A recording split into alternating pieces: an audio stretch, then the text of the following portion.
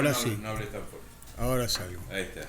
Aproximadamente a las 18:30 horas, personal de bomberos voluntarios son desplazados a Avenida Alem, a la altura del ingreso del Hospital Vicente López y Planes, donde en el lugar había un accidente en el cual un auto Fiat Siena color negro habría atropellado a un ciclista que sería vecino de la zona, el cual vendría de trabajar, encontrándose el mismo con traumatismos a causa del golpe sin correr riesgo su vida. Fue trasladado a la guardia del hospital por ambulancia. Participaron del accidente bomberos, defensa civil, tránsito y personal policial. Bueno, ¿qué más tengo por acá? Hoy es día de panificadora social. 1 kilo de pan a 200 pesos, panadería La Nueva Argentina, Mani 827, panaderías Don Carlos, Avenida Italia 981 y panadería y confitería Leluar 918. Bien, esto es el día de hoy. Y tengo el informe municipal, donde hoy 30 de junio es desayuno con estudiantes a las 9 de este jueves. El intendente municipal, Mauro García, recibirá a estudiantes de nuestra ciudad para desayunar y dialogar y para escuchar sus inquietudes.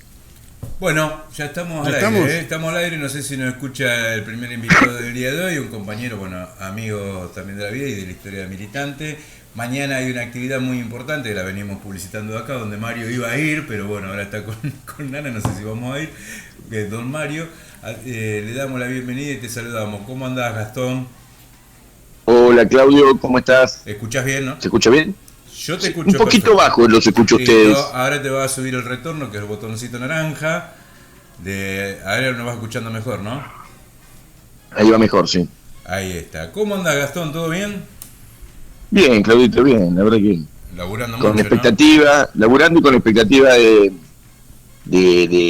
que, bueno, el acto de mañana sea un acto lindo, grande, con buena presencia de gente y además va a ir un arco importante de organizaciones sociales y políticas, sindicales, que estamos vinculados a partir de muchos años de laburar temas vinculados a la soberanía y, bueno, por supuesto, a las cuestiones del hambre y la justicia social que llega en cuentagotas y que necesitamos construir, ¿no?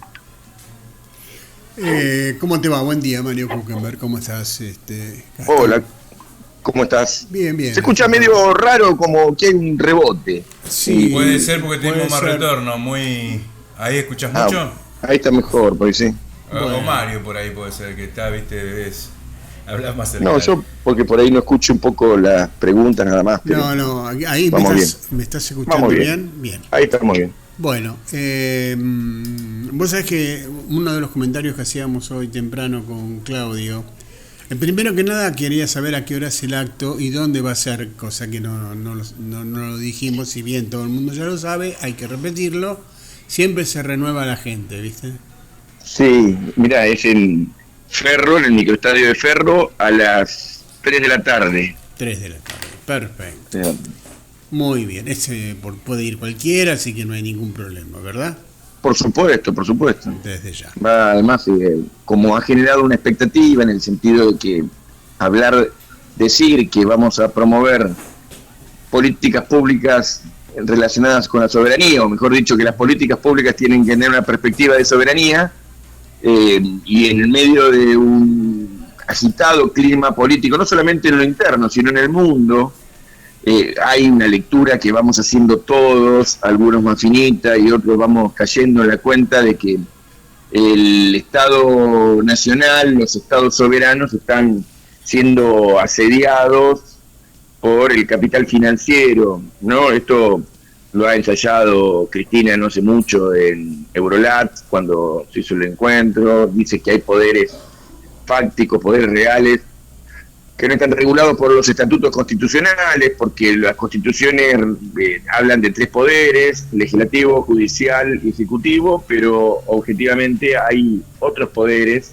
que son más importantes o tan importantes en la vida social y política como los que mencioné recién, y esa división de poderes no habla de la sociedad real. Entonces la cuestión de los medios de comunicación, sobre todo los concentrados, pero los medios comunitarios también, y los, por ejemplo, los sectores financieros, que en verdad deciden cuando hay burbuja, cuando no hay burbuja, cuando hay especulación, cuando se hacen áreas estratégicas de los sectores financieros e invierten y destruyen a los países. Inclusive hoy se habla de sobre emisión monetaria, pero quien más emite no es el Estado, sino que son los bancos. El dinero bancario es el que estimula, por ejemplo, las crisis inflacionarias. Y bueno, por ejemplo, ayer estuvimos viendo que hay una corrida financiera, que el mismo presidente dijo, paramos la tercera corrida financiera.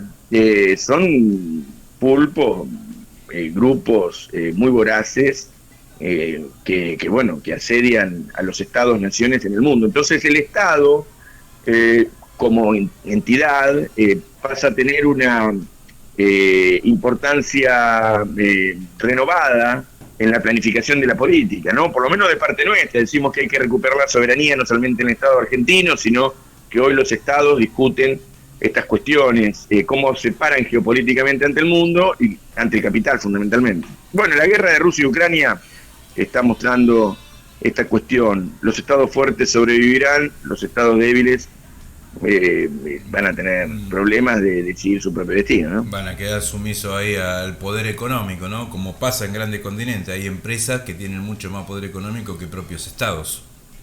Bueno, claro, mirá, hace poco veíamos que Elon Musk decía que se iba a comprar Twitter por la misma cantidad de plata que se había fugado en la Argentina el gobierno macrista a partir de las corridas financieras que empezó el JP Morgan. No hay que olvidarse que el ministro de Economía venía de JP Morgan también, y después siguieron todas las entidades financieras, fundamentalmente las del bloque OTAN, digamos, la del bloque del Atlántico Norte, la de con eje en Bruselas, la del sector financiero, sistema financiero hegemónico. No estoy hablando de los bancos chinos ni otros bancos que también operan en Argentina, pero que no fueron parte de la corrida financiera. Así que aquella corrida que destruyó el plan económico de Macri estuvo siendo complacida por Macri porque sus funcionarios estaban de los dos lados del mostrador.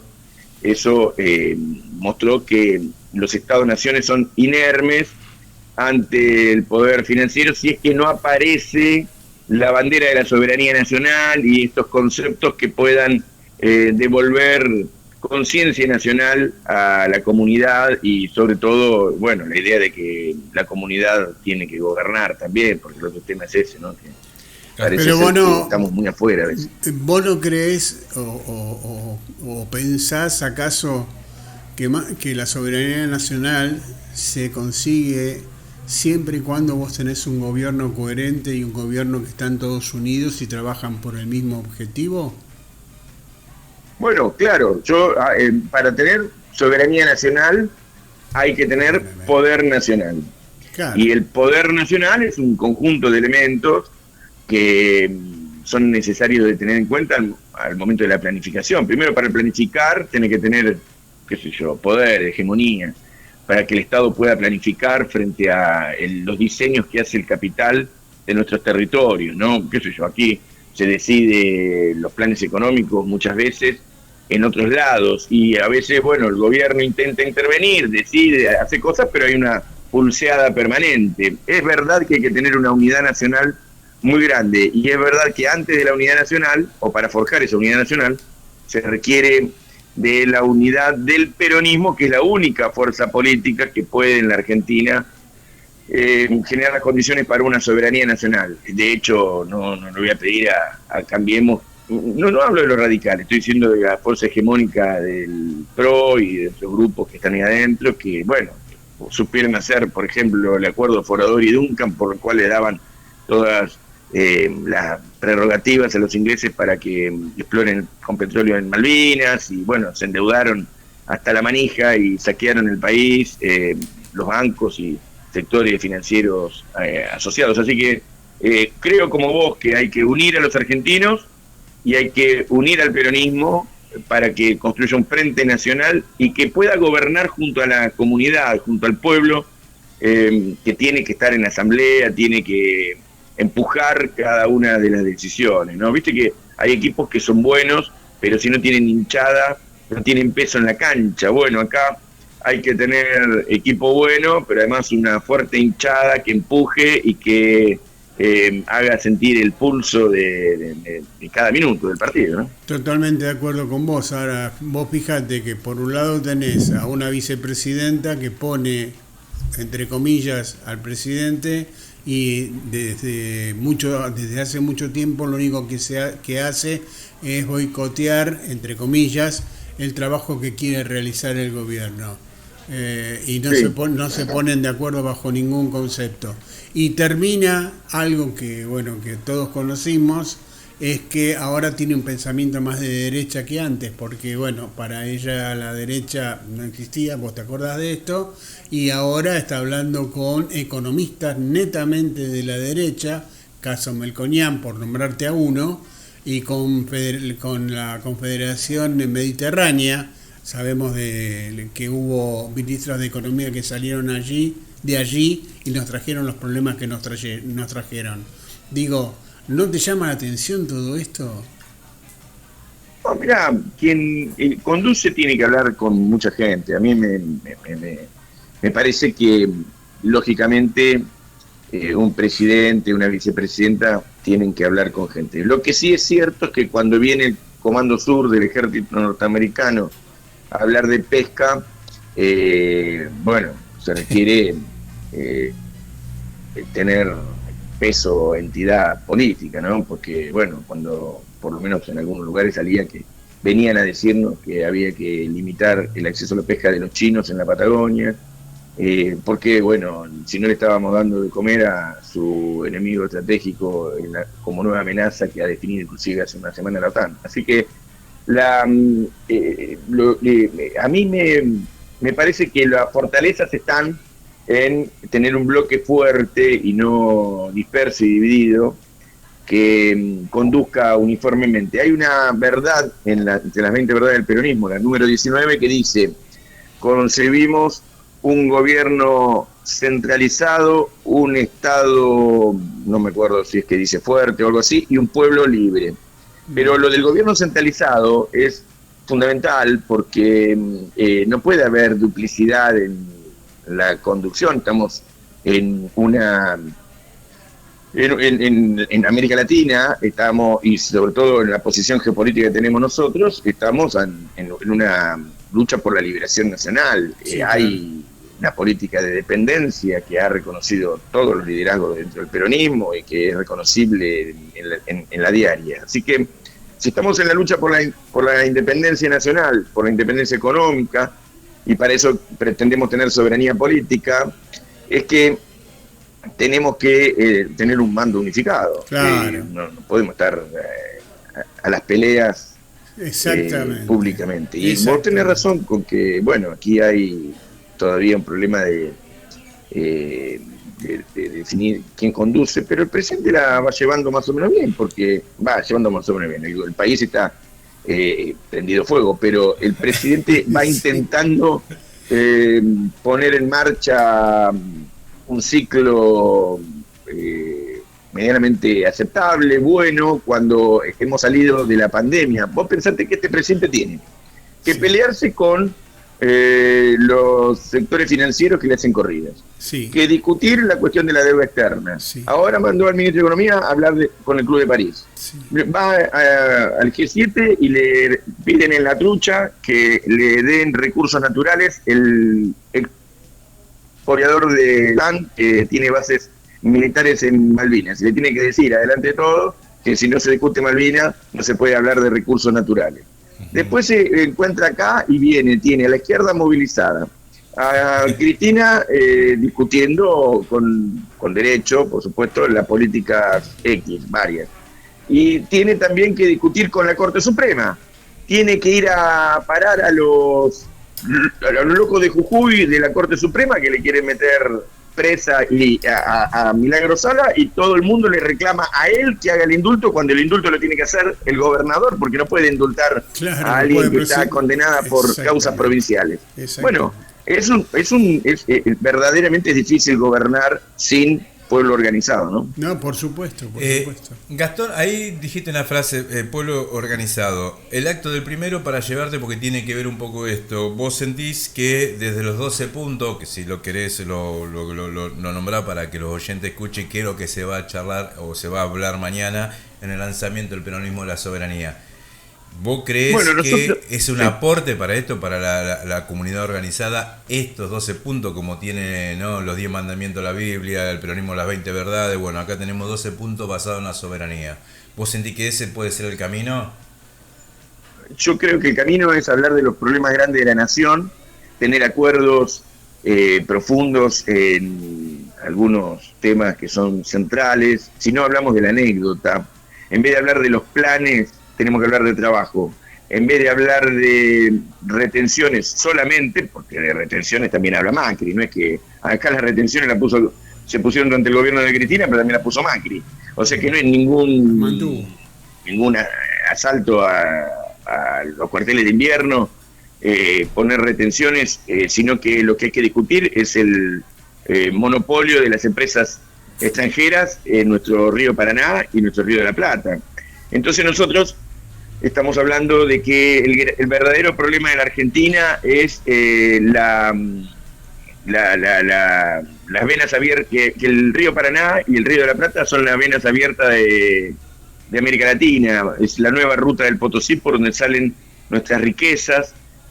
Alimentamos, según se dice siempre, a 400 millones de habitantes, pero no podemos alimentar a nuestro pueblo. Entonces, el Estado muestra con esto que al no tener barcos, al no tener puertos, al no tener control del comercio exterior, al no tener Junta Nacional de Grano, no tener Instituto Argentino de Promoción e Intercambio, no tener el canal Magdalena, por ejemplo, porque las multinacionales dicen que tenemos que salir por el canal Montevideo, por el canal de Punta Indio, pasar por el puerto de Montevideo, pedirle permiso. Cuando el Irizar, un barco militar argentino, salen a mar abierto, tienen que pedirle permiso al puerto de Montevideo, que es el puerto de la Maersk y la Ambursud, que son multinacionales que administran el puerto de Montevideo. O sea, acá hay un sistema logístico extractivista que ha sometido a la Argentina.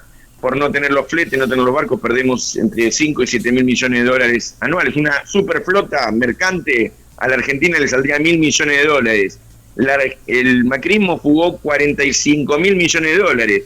Nosotros con 1.000 millones de dólares discutimos la logística del Paraná, y por supuesto los puertos, son todos puertos de empresas extranjeras. Puerto de Buenos Aires, de Maersk, Ambursud, están los puertos de Noble, Dreyfus, Cargill, Cofco, bueno, por supuesto Vicentín, que ahí hay también una probada robo a la nación, que es el único puerto nacional. El otro es de AGD también, que es el secretario general de ESA, que son los puertos del Paraná medios. Acá en algún momento definieron que Argentina había que sacarla del mar y de los ríos, por Malvinas, por el mar Atlántico, la pesca, por la proyección antártica, porque a la Argentina en 20 años tiene que discutir el Tratado Antártico y va a tener que pulsear con Inglaterra, porque las riquezas naturales de la Argentina y de Sudamérica, brasileras también, bolivianas, paraguayas, uruguayas, se van por estos ríos, entonces han sido plagados de empresas multinacionales. Eso tiene que discutir la Argentina. La Argentina tiene que discutir cómo recuperamos una logística que además sirva a la producción, porque además con los tipos nos triangulan en forma permanente, se les pone retenciones, se les sube las retenciones y ellos facturan abajo, subfacturan, eluden con facturaciones en Paraguay y consolidan la carga en los puertos de las multinacionales en la Argentina con simples declaraciones juradas. O sea, que figuran, que la embarcan en Paraguay, la pagan sin retenciones en un puerto que está en la Argentina, pero que es de una multinacional. Eso hace que la Argentina pierda mucha guita. Entonces nosotros tenemos que discutir eso, tenemos que discutir que vuelvan los trenes. Vamos a impulsar en el acto, vamos a promover que una alianza con los sectores ferroviarios para proponer que en la Argentina haya un tren hasta a Río Gallegos, porque la Argentina no puede seguir pensando en la proyección patagónica y antártica y no tiene logística, solo logística camionera, que hace imposible el poblamiento y el desarrollo de la Patagonia. Y tenemos que discutir el litio, tenemos que discutir la pesca, tenemos que discutir una minería sustentable con licencia social, que hace que la Argentina tenga un potencial minero enorme en cualquier cantidad de cosas, no solamente en oro y plata, que son a lo que le interesa a las empresas multinacionales. Tenemos litio y pueblos pobres donde las empresas extranjeras sacan litio. Nosotros debemos hablar de estos temas, de defender el acuífero guaraní, de defender los varios acuíferos donde la gente envasa el agua y la vende sin licencia del Estado. Tenemos que hablar de estos temas que tienen que ver con la venta alimentaria de nuestros recursos naturales, por un lado, y por otro lado, la necesidad de industrializar la Argentina, porque estos son los temas centrales. Si se puede, por ejemplo, aumentar la oferta de algunos productos con pesos argentinos. ¿Por qué la Argentina dejó de tener siderurgia nacional? ¿Por qué perdimos los hornos y perdimos la minería de hierro? Y hoy discutimos si Techín sí, si Techín no. Techín ya está. Es esto lo único que hay, una de las principales empresas del mundo que hace caños sin costura. Nosotros tenemos que armar más empresas siderúrgicas que puedan abastecer el mercado local y el mercado internacional. Si somos un país que desde que Perón descubrió Farallón Negro entre Catamarca y algo de Tucumán, sabemos que somos uno de los principales países con hierro del mundo. ¿Por qué no vamos a tener, y en Ipazam, donde teníamos antes en Río Negro, por qué no vamos a dedicarnos a pensar políticas soberanas de energía, de desarrollo científico-técnico? Mira, la Argentina tiene todas las condiciones para ser potencia en el mundo, en nanotecnología, en vacunas, los mejores laboratorios. Nosotros tenemos que hablar de estos temas y promover el desarrollo, y bueno, por supuesto hay que recuperar la guita que se han llevado con el saqueo y la fuga de la deuda externa. En eso está el presidente, la vicepresidenta. Aquí hay acuerdo en el peronismo en resolver esto, en resolver también estas ganancias imprevistas, extraordinarias, que van apareciendo luego de la pandemia, en el marco de la pandemia y en medio de esta guerra. La Argentina tiene que hablar de estos temas y no andar peleándonos por quién administra los planes, que la verdad que es una pelea sin sentido. Y además porque tenemos un pueblo organizado que tiene el 50% de la gente fuera de convenio colectivo, cuando debería tenerlo todo bajo convenio colectivo, y la gente se organiza como puede, en defensa propia, organizándose para laburar, para tener algo para comer, etcétera. Nosotros no tenemos que hablar de eso. Si la Argentina controla el comercio exterior y resuelve una política de cupos, como tiene Brasil con Bolsonaro, por ejemplo, o sea, porque es una política de Estado, Argentina tiene que abastecer el mercado interno y el Estado comprar una parte de la producción y ponerla para estabilizar los precios. Ahí, ayer, Gastón, casualmente se hablaba de eso, pensar que hablar de planes y hablar de la economía popular es un error. Son 7 millones de argentinos que están fuera del sistema, que viven desde la creación de su propio trabajo. Solo 1 millón hay en el potencial, es decir, hay 6 millones que la están peleando todos los días, y en la generación de compañeros que generan su propio ingreso, ¿no?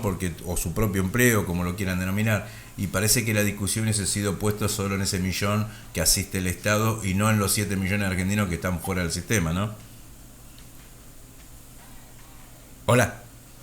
Hola. Se nos cortó. ¿Se cortó? Hola.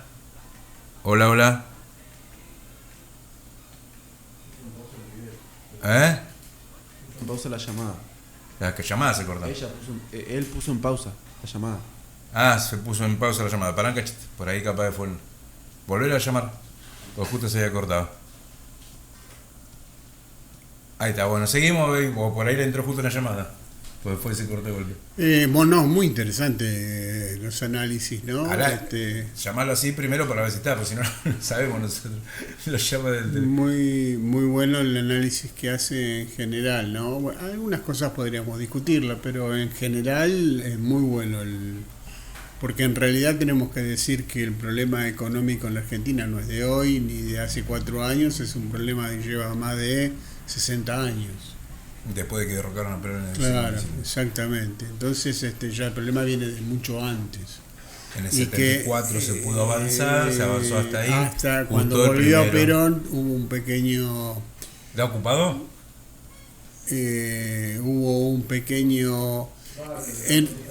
En realidad entró en el 62, hubo un periodo interesante hasta el 71, y ahí está llamándote. y ahí Toma. chao, se pudrió todo. Pero bueno, Hola. la verdad que No, pará, vos estabas llamando a la casa, ¿no? ¿No seguís, sí? la verdad es que interesantísimo la conversación. Vuelvo a insistir que hay algunos males que son endémicos y que hay otros males que por las disputas propias que hay en este momento en el gobierno vienen de la mano conjuntamente. Decime por qué no se le cortó definitivamente, en vez de prorrogarle 3 meses a la empresa sueca el manejo del canal de Magdalena, cuando directamente le tenía que haber dicho, bueno, basta muchachos, no va más, y se hace cargo el Estado. Y después nos ponemos a laburar, vamos a dragarlo, vamos a hacer lo que tenemos que hacer para sacarlo adelante. Tenemos a Tandanor, que está haciendo ahora puentes para las vías del ferrocarril, cuando es una de las empresas líderes en reparación y en armado de barcos. Y digo, ¿por qué no la aprovechamos? O sea, hay muchas cosas para discutir, hay muchas cosas para hablar, hay muchas cosas para ver, ¿eh? Estas son las cosas que tenemos que discutir y que sería bueno que mañana se discutan. Yo ya vengo. Guarda acá, guarda acá. Sí. Justo te pones un poquito de música, voy a ver si podemos recomponer la llamada, ¿sí? No, bueno, justo se había cortado ahí, se ve que se cortó el camino. Ahora intentamos retomar la llamada, que es el sistema laboral tradicional que por ahí conocíamos nosotros y que se genera en su trabajo el día a día, y que bueno, ahí es donde debe aparecer el rol del Estado, ¿no? Porque si de esos 7 millones, solo 1 millón está cubierto por el Estado, los otros 6 se la viven o tratan de arreglársela como pueden, generando su propio empleo, su propio trabajo o su propio recurso o ingreso, donde por ahí todos estos recursos que vos planteabas se podrían dedicar a tener crédito, ayuda, generar pymes, generar una cuestión de esto que dijiste, una Argentina industrializada, por ahí no con el concepto de la gran empresa, sino con las cuestiones colectivas y sociales, ¿no? Claro, me decís con Gildo, es Gildo Norato de la UTE, de la Unión de Trabajadores de Economía Popular. Sí, sí. Bueno, yo estoy de acuerdo con que no solamente los movimientos populares, sino los movimientos sindicales, movimiento empresario, sobre todo los empresarios argentinos, y fundamentalmente con una centralidad por parte del Estado, hay que pensar la Argentina nuevamente. Y pensarla implica planificarla. La única vez que se planificó el desarrollo industrial y fue exitoso fue con el primer plan quinquenal y el segundo plan quinquenal. Justo me lo Después decía vino el golpe de Mario. Estado. Justo Mario me decía que todo lo que vos planteabas se había podido cumplir hasta el 56, se intentó en el 70 y después a partir fue la Argentina siempre un paso para atrás, ¿no? Sin plan quinquenal, sin un plan de desarrollo, dicen los, qué sé yo, versiones del Atlántico Norte desarrollistas, pero que también han sido exitosos, por ejemplo, en Estados Unidos.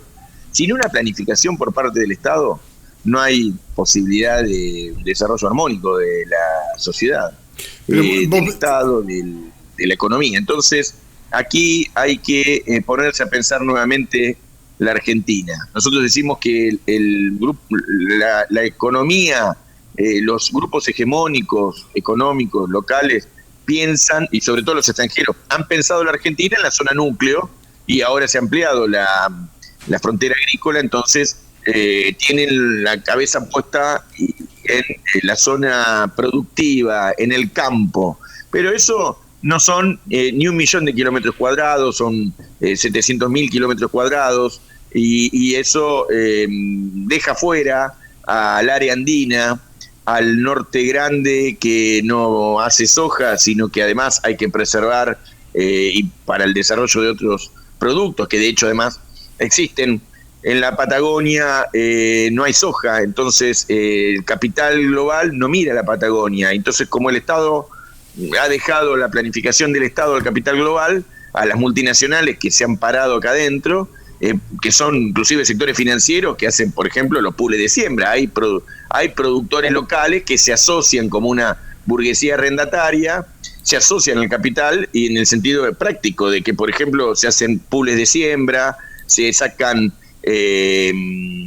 los productos del campo a partir del arrendamiento, y en ese arrendamiento intervienen sectores del capital que, inclusive algunos nacionales, pero la mayoría extranjeros, que deciden producir los productos que ellos consideran importantes y estratégicos y se venden al exterior porque la producción del campo es una mercancía, ya no es considerada un alimento, sino que es considerada una mercancía que tiene un valor y ese valor que cotiza en el exterior, por ejemplo, $600 millones a la tonelada que no se ponen, de soja, que no se ponen en la Argentina esos valores, sino en la pizarra de Chicago, y que son patrocinadas por la Bolsa de Cereales de Rosario, que tampoco responde a los intereses de los chacareros rosarinos, sino que responde a los intereses de los exportadores, que a los que les pretende o a los que les guarda sus intereses para que puedan salir los productos a los destinos que los exportadores deciden, comercializadoras, brokers, etcétera. Entonces,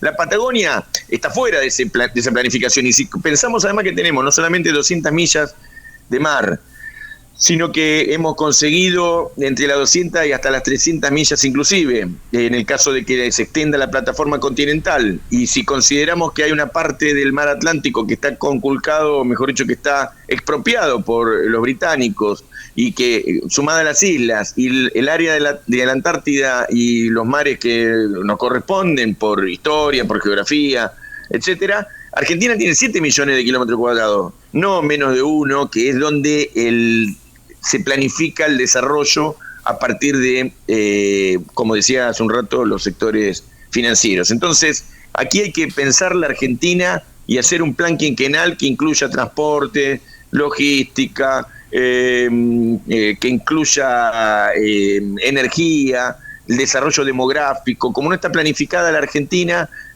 está conurbanizado el Gran Buenos Aires. Se ha hecho un área en el Gran Rosario, en el Gran Córdoba y en la mayoría de las ciudades donde la gente se concentra, ya no viniendo a buscar laburo industrial, sino a sobrevivir o a buscar, qué sé yo, algo de beneficios que les dé la ciudad grande, y terminan cartoneando o haciendo changas los migrantes, cuando en realidad deberíamos tener una política de arraigo, con desarrollo local, rural, con un Estado presente haciendo los caminos, educación rural, servicios como internet inclusive, etcétera. Y así que la Argentina tiene que planificar el Estado, y eso es soberanía. La soberanía no es solamente defender la frontera, que además Argentina no puede defender, porque dicho sea de paso, tiene un instrumento militar muy limitado, acotado, y bueno, no puede gobernar sus mares y sus ríos, entonces, y sus fronteras. Entonces, digamos que la Argentina todavía tiene que pensar cómo invertir sus riquezas, cómo capturar una parte de las riquezas que se generan, como haría Arabia Saudita con el petróleo. Estamos diciendo que aquí nuestro petróleo es la soja, pero además, si queremos producir soja, y si no, produciremos para el mercado interno alimentos para que nuestro pueblo no tenga hambre. Pero objetivamente, sin el control del mercado interno, nosotros estamos sometidos a que se vayan por la ruta del Potosí, el oro y la plata, que va a alimentar a otras colonias, ¿no? Pensemos esto juntos un minuto. Cuando asumió Néstor en el 2003, la soja también tuvo, como en este momento, un récord histórico. No llegó a los $656 la tonelada, pero estaba en 620, 630, y esos 4 años le permitió a la Argentina vivir 4 años realmente de crecimiento a tasas chinas. Hoy estamos en la misma situación porque la soja está pasando un momento, todo lo que sea comida en realidad. Y a esto le hemos sumado también la venta de cabezas de ganado y de porcinos al mundo, en este caso a los chinos fundamentalmente. Entonces yo lo que no termino de entender, ¿por qué estamos tan mal? ¿Me explico? Bueno, porque están entrando, o supuestamente tendrían que entrar divisas muy importantes y, según tengo entendido, entran, pero no se ven. Bueno, pero Argentina ha crecido el año pasado a 10 puntos, también tasas chinas, más que la etapa que más creció la Argentina. Argentina había crecido 2008-2009 a 8,9 y 9,2, una cosa así, que fue el ciclo vudú. Ese fue un momento de mayor crecimiento de la Argentina. El año pasado crecimos a más de 10 puntos. Lo que pasa es que estábamos tan abajo, habíamos arrancado tan abajo, es que estábamos tan abajo que el 10% en términos se perdió de crecimiento. Y la otra cuestión es que estamos muy planchados los salarios y el ingreso social en general, con lo cual, por la devaluación que ha tenido la economía, que no había tenido en aquella época. En aquella época, Néstor recibe con un dólar a 3,5, creo que era 3,7. Y bueno, Cristina se fue con un dólar a 9 puntos, a 9 pesos.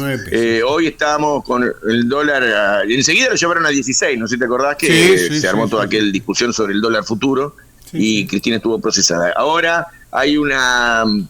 procesada por denuncias falsas que después se cayeron como una bombacha, pero la cuestión es que ahora hay un dólar a 236, creo que cerró ayer, corriendo el dólar blue, una brecha enorme con el dólar oficial. Bueno, esto es lo que ha quedado de una economía que no había parado de derrumbarse durante el gobierno de Macri, pero también durante la pandemia, fundamentalmente la pandemia, que vos pensás que hubo 2 años donde hubo poca actividad económica y una caída también de 10 puntos. Ahora se ha recuperado algo la economía, pero falta mucho, hay mucho por hacer todavía. Necesitamos varios años de acumulación, varios años de crecimiento con distribución. Es lo que dice Alberto. Además, Alberto dice, la economía está creciendo, fallamos en la distribución y es en lo que yo creo que están ahora pensando, ¿no? Hay aquí algunas propuestas de salario básico universal, se abren las paritarias. Lo que pasa es que con el ritmo inflacionario de la economía, sobre todo, además de lo heredado, la inflación de la guerra, hace que con más circulantes, sin regular al sector financiero que emite dinero bancario, vamos a tener problemas. Aquí hay que meter la mano en una reforma de la ley de entidades financieras, que es el camino que queda, ¿no? Por supuesto. Sí, no, desde ya, pero vos fíjate que estamos en una inflación prácticamente entre el 6 y el 7%, bueno, este mes dicen que va a ser un poquitito menos, un 5,5%. A este ritmo es imposible crecer y a este ritmo es imposible hacer nada. Por eso, se puede crecer, pero hay inflación y la inflación lo que hace es comerse el salario. Entonces vos corres atrás de la inflación generando paritarias, pero si tenemos una inflación anual del 70-80%, tenés que tener paritarias por esos números, y eso condiciona mucho sobre todo a la pequeña y mediana empresa que tiene que pagar salarios que resultan verdaderamente complicados. Entonces aquí hay que parar la inflación, no cabe ninguna duda, y esa es en el medio de una guerra que te da ya una inflación de 20 puntos. En el mundo la inflación está entre el 10 y el 20, países que no eran inflacionarios, con lo cual nosotros tenemos que sumarle esos números a la inflación que ya teníamos. Estamos hablando de 50 puntos, 60 puntos, que es lo que veníamos, 50 puntos, más 20, tenés ahí la inflación real. Entonces, eso es... Turquía tiene más en este momento más inflación que la Argentina. Bueno, lo dijeron anoche en televisión. Que ellos están en el foco de la guerra, ¿no? Sí, está bien, bueno, sí, a medias, porque estaban con los rusos y ahora se cambiaron y se fueron con Occidente. Pero a lo que voy es, acá, todo el mundo habla, esto fue ayer firmó la entrada de Finlandia y de Suecia a la OTAN. No, pero digo, están en el foco de la guerra porque los tipos controlan el paso del Mar Negro y entonces todo ese circuito, todo ese paso por el Dardanelos, el Mar de Mármara y el Bósforo genera que riquezas, ingresos a Turquía. Por eso, parte de los ingresos lo voy a explicar por el tráfico de los barcos. Pero además porque te comercian hasta lo que se te ocurra. ¿Sabes cómo son los turcos? Y sin embargo tienen más inflación que nosotros, porque todo el mundo dice que somos, después de Venezuela, venimos nosotros. Mentira, ya tenemos otro país que está arriba de nosotros. Parte por la pandemia, pero también por sus malas políticas, esto no cabe la menor duda. Te queremos agradecer muchísimo. Yo nada más que haga la invitación a mañana. Sí, claro. Contarles a los vecinos, a las vecinas. Ahora vamos a replicar después el reportaje. Estamos mandando mucho a los medios nacionales. Se va tomando cosas desde acá. Así que bueno, invitar para mañana a la ciudadanía o al pueblo, como nos gusta decir nosotros, para la actividad de mañana, Gastón. Buenísimo. Mañana entonces a las 3 de la tarde. Concentramos ahí en el microestadio de Ferro, Carril Oeste, en la ciudad de Buenos Aires, y bueno, van a estar ahí varios dirigentes de distintos movimientos sociales, un par de ministros.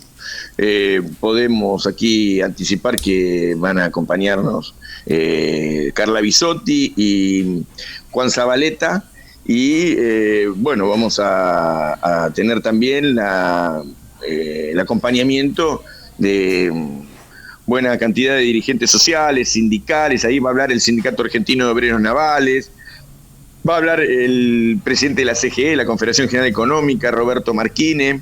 No va a acompañar la CGERA, Marcelo Fernández, que son pequeñas y medianas empresas interesadas en construir lo que vamos en la práctica a ir haciendo, que es la unidad entre sectores del capital nacional, sectores de la economía popular y sectores sindicales, porque creemos que a esto lo saca adelante la comunidad organizada, porque además no solamente es nuestra tesis filosófica, sino que además es nuestra forma de resolver los problemas de los argentinos. Aquí hay que vencer la grieta y los conflictos y hay que poner en marcha un plan argentino para resolver nuestros problemas. Así que aquí en este acto va a haber buena cantidad de intervenciones, inclusive del Consejo Nacional de Políticas Indígenas, la senadora Magno, Sonia Magno de Salta, que es senadora indígena, Diaguita Calchaquí, también va a expresar la patria, el norte grande y los intereses indígenas. Así que es un acto raro, lindo desde el punto de vista de escuchar